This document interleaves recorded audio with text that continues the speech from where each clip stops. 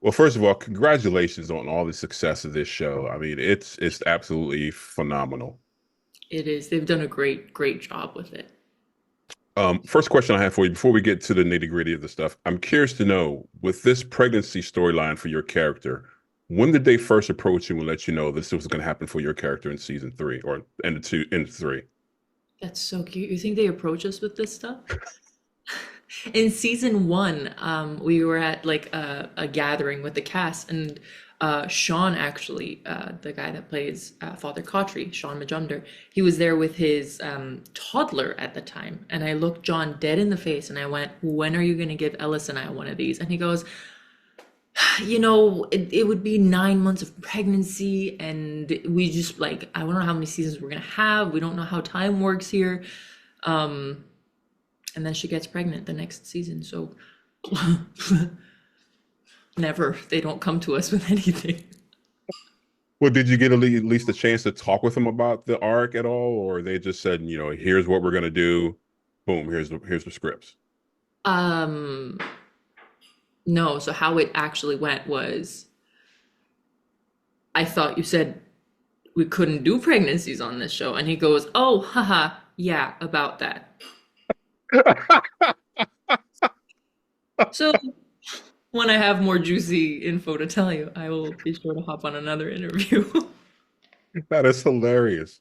Yeah. Um, for you as an actor, this character has gone through so much in these first three seasons of the show. I mean, it's been an emotional roller coaster for you as an actor. Can you tell me how you've enjoyed sinking your teeth into a role like this with so many ups and downs as an actor? It's I've really enjoyed it. I was getting not tired of being the girl that's got everything together and she's like, "Oh, we'll figure this out." She never felt that way, by the way. People think she didn't have anything to complain about. She does, and she did. Um, but it's been nice to see how much I can do and how much I can give, and what's too much for my body, what isn't too much for my body.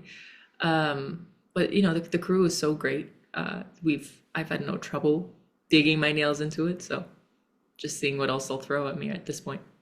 Obviously, and we learned that Fatima is pregnant, and one of the first people she confides in is Donna. And before I ask my question, one of the big conspiracy theories from fans has been that Donna is a mole in the town. You may have told the wrong person. Listen, I'm not saying she is, but I'm not saying she ain't. Oh, I actually, I have no idea. The theories make my head hurt, and the more I try to make sense of them, or the more I try to ask John about them, the more my head hurts. Um, I see Donna like the way I see Liz Saunders, which is my best friend. yeah, It would hurt if she was, but it would also be really fucking sick if she was.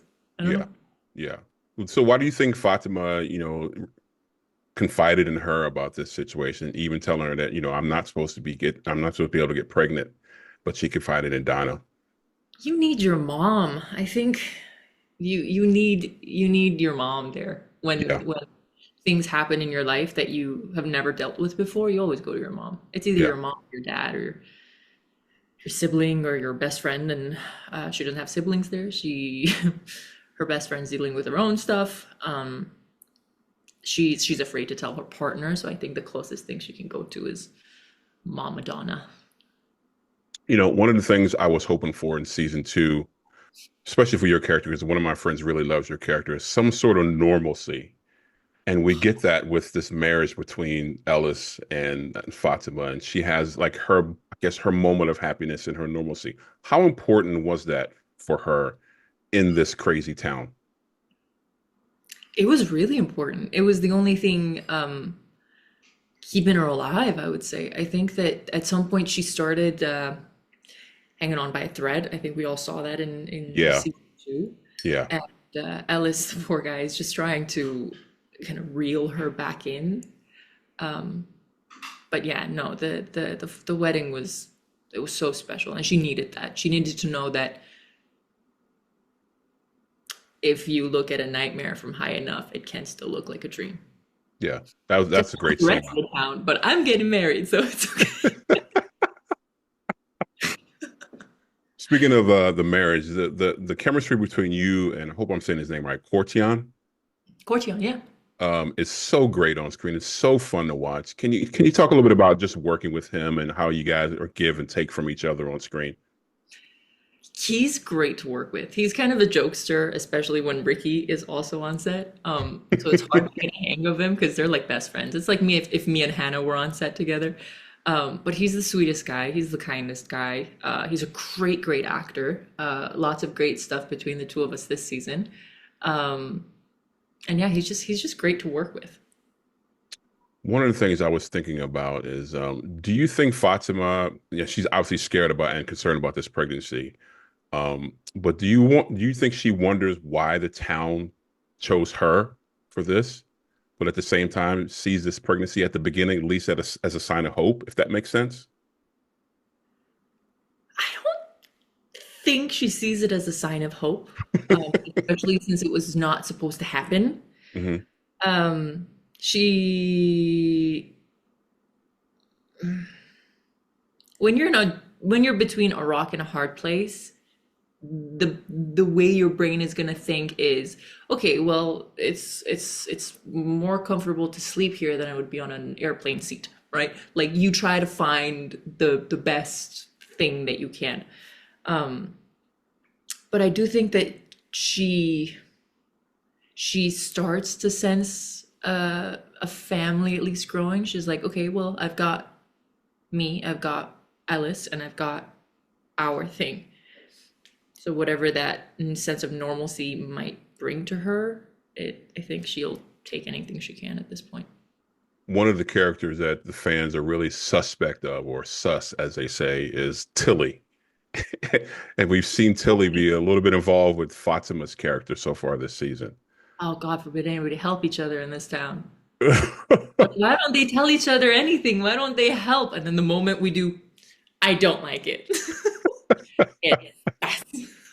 There was a great scene where she pulls out the tarot cards, and I'm thinking to myself, okay, this cannot be good. And right when she's gonna, Fatima asks that question, "Is my baby okay?" Crow flies through the window and then dies. And I'm like, okay, if that's not a sign that something's not good, I don't know what is. I just wanted some fresh air. I don't know. Or some damp, dusty air. I Or mean, they she just, had to be terrified when that scene. I mean, she had to be terrified seeing that happen when she asked that question. who, Fatima or Fatima, Tilly? yeah, I'm sorry, yes, Fatima. She definitely wasn't feeling good. I'll tell you that much. I think she tries maybe not to think too much into it, but um, if anything, you want to be a coincidence in this town, it's that incident. But One of the really crazy things we see is Fatima's, how can I put this? Her new diet. Uh what do you mean? spoiled food, and by the time this comes out, blood. Hello. She's a little malnourished. Our girl needs to get her nutrients wherever she can. I There are no mean, prenatal vitamins in this town, so knowing that she cannot eat like regular food makes her sick, but this makes her starve. I mean, that has to freak her out. I think that's just pregnancy. I mean, you try being pregnant. No, I mean, same, but I don't know what she's craving. I think the blood thing is going to freak fans out when they see that in this upcoming episode. Because, I mean, I can take the gore and the throat slashing and the hacking with the axes, but once you sat down and I was like, no, she's not going to do that. Please tell me she's not going to do that. Finger into the wound. It's like, oh my God, that is so gross. Come to mama. No, that was a really gross scene to film. I was standing there, I was just like, where's the spit bucket? But yeah, That was a really interesting scene to watch. I'm So so it was just two of my friends couldn't even watch it. I had to tell them what was going on because they wouldn't watch. Live captioning brought to you by. Yeah. Yeah. We need that for our show. There's It was so many theories and things going on with the show, as I'm sure you know. What would you say to fans who, I don't want to say complain, but I guess complain is the right word, about not getting answers fast enough, too many questions, and we don't really know what's going on. What would you say to those fans? I would say we've been giving you answers. It's not our fault you don't see them. Oh, Now, mind you, I don't see them either. But I have a feeling once we get to the end of the series, people are gonna go back and be like, no freaking way. I can't believe that I feel like it's gonna be one of those. But then again, like I see people online with binoculars and telescopes and like they're looking at it. Either it's not there or it is there, and the show creators are just very good at leading us astray. what I try to explain to fans is like it's a big picture. This is a big picture. You're gonna get little pieces to the puzzle. You're gonna get little breadcrumbs here and there, but hopefully we'll get that big payoff at the end. And you have to be patient, especially with a show like this. Yeah. Yeah, you don't start to watch psychological thrillers and question inducing shows if you want answers. Like, you signed up for this. Come on. But on the flip side, let's not be all negative here, Troy. On the flip side, they From does have a very loyal fan base already. We love our fan base. They're Um, and so special. and the great thing about it, this show has grown organically because there's still people that don't know the show exists. And every week I hear three or four people say, "Oh, I just found out about From. It's so great." How does it feel being a part of a show like this that now has websites, podcasts? I mean, like you said, theories all over the place. How does it feel being a part of that? It is mind-boggling. I try not to get too involved in the theories and the Reddit pages and the Facebook pages and the Instagram pages, the TikTok pages I just found out are blowing up. Oh yeah. I don't I try not to be too much on these pages anymore because it would make my head hurt. But the fans, they give so much to this show, and I think a lot of it came from us all gathering every Sunday and watching it together for 2 years. And I kind of wish we did that still. I might try to bring that back. But yeah, no, the fans are just incredible. I don't know how they do it. I'm really thankful that they're here and I hope they stick around. It's a great, great show. But I can't believe people still are like, oh, I just found out about this show. Because Every if it weren't, week. I think, Every week. Because I post about it all the time. I still do the live tweets with the cast on Sundays, and we still every week find people who've never heard of the show. they keep showing up. That's amazing to me. And thank you for like spreading the show and like talking about it. It's a great feeling. It's a great feeling to know this Fromily has got our back. Now, correct me if I'm wrong, but I've read somewhere that this is one of your first major roles in film and television. One of your first major roles, just Oh like yeah. Elizabeth Moore. I was shocked to find that out. I know. I That was know. She's incredible. that was crazy to me. I know. She's she's so good. I So don't sad think to see that character go, though. So sad to see that character go. I felt like she was the heart of the show. That character was the heart of the show. oh yeah. Oh, 100%. Yeah. We lost a really, really, really special character. And for someone who has their first major role like this, can you talk a little bit about getting the chance to work opposite Harold Perrineau and Elizabeth Saunders, people who've been in the business for a minute, who are just absolutely phenomenal? And do you get a chance to pick their brain between scenes and talk about the business and acting? And no, I'm afraid. No, no. They're super, super sweet. They are both. I think I said this in another interview, but they're like, they're explosive. If you stand too close to them while they're working, they will blow you away. Um, if you stand far from them, they'll blow you away. Like, but they are the most incredibly humble people. They they're incredibly kind. They are just a blast to watch. And I know that if I went up to either of them, they would have so much wisdom to bestow and so much advice to give. But then again, on set, I much prefer to sit back and zoom in and get blown away and I freeze. told Elizabeth when I talked to her not too long ago, I said, watching you and Harold and your scenes together is like watching Tyson and Ali in the ring, both in Yes, their prime, yes. both in Yeah, their prime, just going back and forth. It's just incredible to watch. I know. I want a spin-off of the show where they lock Boyd, Donna, and Victor in a room and just leave them there. See what happens. I want these three to be Schrodinger's cat in that box. See what the cat does. Yeah, no, they're all, yeah. For people who are still watching the show, or people watching the show, what can you say about what they can look forward to with the final, I guess, 7 episodes of season 3? I know you can't give much away. What can they expect? More of everything we've given them, just like amped to 1,000. To 1,000? To 1,000. Speaking of fans, I asked them to send in a couple of questions, and there's only just 3 of them real quick. This one's from Amy Bullock. She wanted to know, what exactly are you eating when it comes to this rotten food and rotten fruit? Is it cake? Is it what are you exactly eating?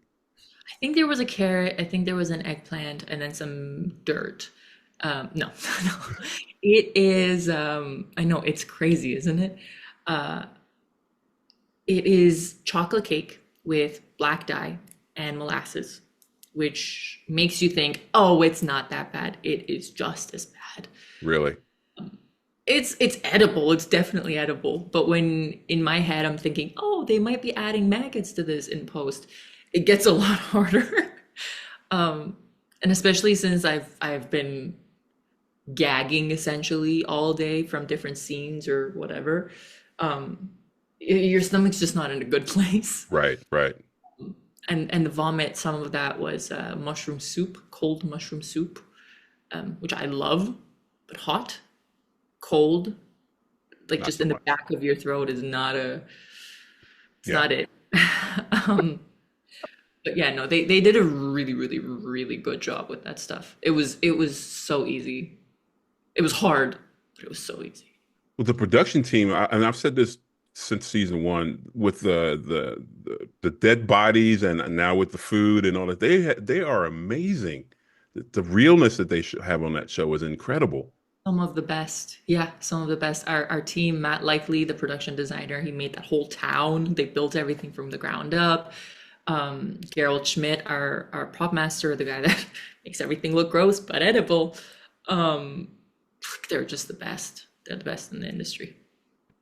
This one's from Devin Alley. He wants to know, will we get more backstory on Fatima? Will she emerge as a main storyline in the coming episodes? Yeah. Eh? Eh? Stay tuned and find out. Ask in a few weeks. I don't know. Hopefully, we'll see. And the final one is from Charles Odom. This was asked by several people. Is Fatima concerned that she might be turning into one of the monsters? Obviously. Yeah. Wouldn't you be? I think I yeah, she has to be, right? She's I would got think so. I would I think would hope so. so. If she's not worried about it, what is she worried about? Oh, I don't have any post-pregnancy diaper. Like, I don't think so. I think she's worried that she's gonna lose her mind and die. I would be